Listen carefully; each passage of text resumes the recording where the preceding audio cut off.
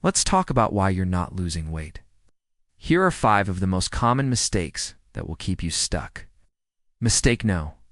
1 is thinking that all calories are created equal. Now, even though I am a huge advocate for intuitive eating, and I do unbelieve in tracking calories or restricting foods, we have to understand how our bodies work. If we want to lose weight, we have to be in a calorie deficit, meaning that we are burning more calories than we are taking in.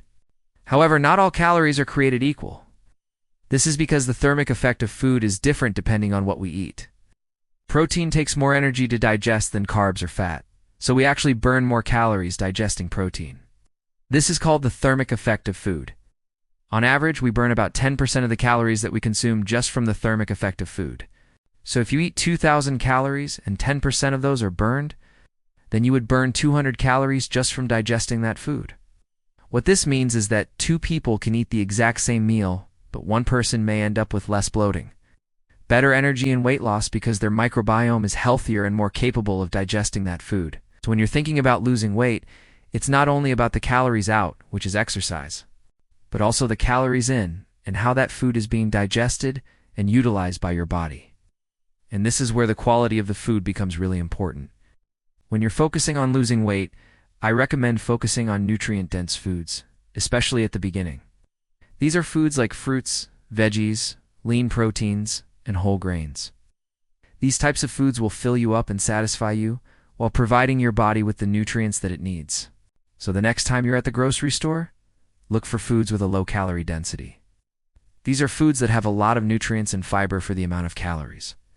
For example, broccoli has about 30 calories per cup, but it's very filling because of all the fiber. Compare that to something like potato chips, which have about 200 calories per cup and aren't nearly as filling. When you eat low-calorie dense foods, you'll feel fuller for fewer calories. The second mistake that many people make when trying to lose weight is getting too caught up in the scale. The scale doesn't tell us everything about our health. In fact, it's a very limited metric. One thing that can affect your weight is water retention. Many factors can cause water retention, such as eating salty foods, not getting enough sleep, or having a hormonal imbalance. Water retention can cause you to feel bloated and heavy, but it doesn't necessarily mean that you're gaining body fat.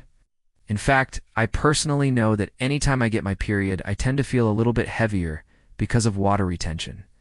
So just looking at the number on the scale isn't always an accurate representation of what's going on in your body. Another thing to keep in mind with the scale is that it doesn't take into account muscle mass. Muscle is denser than fat, so you can actually weigh more, but have less body fat than someone who weighs less than you. So if you're focusing too much on the number on the scale, you may get discouraged and think that you're not making progress when you actually are.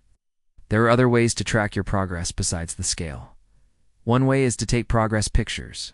This can help you see how your body is changing over time, even if the scale doesn't budge. Another way to track your progress is to measure your waist and hip circumference. This can help you see how your body is changing in terms of fat distribution. Or you could just focus on how your clothes fit. Are your pants fitting looser? Are you feeling more energetic? Are you sleeping better? These are all signs that you're making progress and that you should keep up the good work. The third mistake is not getting enough sleep. Sleep is so important for weight loss. When you don't get enough sleep, your body produces more of the stress hormone cortisol. Cortisol makes you crave sugary and fatty foods and can make it harder to lose weight. Studies show that people who get less sleep are more likely to be overweight or obese. They also found that people who got just 1 hour of extra sleep lost significantly more weight than the control group. Getting enough sleep is crucial for weight loss and overall health. Aim for 7 to 9 hours of quality sleep each night.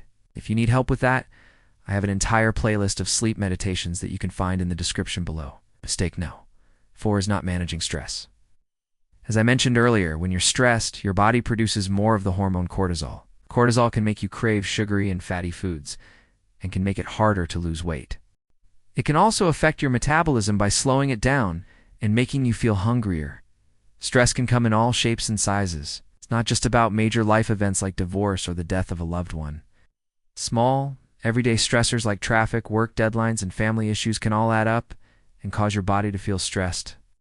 When you're feeling stressed, it's important to take some time to relax and decompress. This could involve taking a few deep breaths, going for a walk, or talking to a friend. You could also try practicing yoga, meditation, or mindfulness. These practices have been shown to reduce stress levels and help you relax. If you're feeling overwhelmed, don't hesitate to reach out for professional help. A therapist can teach you how to manage your stress and develop healthy coping mechanisms. Mistake no. 5 is not staying consistent. This is probably the most common mistake that people make when they're trying to lose weight. We all know that losing weight takes time and effort. You can't lose 10 pounds in a week. It's just not realistic. And when we set unrealistic expectations for ourselves, we're setting ourselves up for failure. If you expect to lose a lot of weight really quickly, you might be disappointed. And when you're disappointed, you might give up. Instead, focus on making small, sustainable changes to your diet and exercise routine. Changes like these are more likely to stick and lead to long-term weight loss. Here are some things that can help you stay consistent. First, make sure you have a support system in place. This could be friends, family, or even a support group. Having people to lean on when you're feeling discouraged can make a big difference. Second, set realistic goals for yourself. Don't expect to lose a bunch of weight overnight. Just focus on making small changes that you can sustain over time. Third, celebrate your successes along the way. When you reach a milestone, take some time to celebrate. This will help you stay motivated and consistent with your weight loss efforts. Finally, don't be afraid to ask for help. If you're struggling to stay consistent, don't be afraid to reach out to a professional. A coach or counselor can teach you how to stay motivated and consistent with your goals. And if you liked this video, I have a whole playlist on weight loss that you can check out in the description below. And I will see you next time.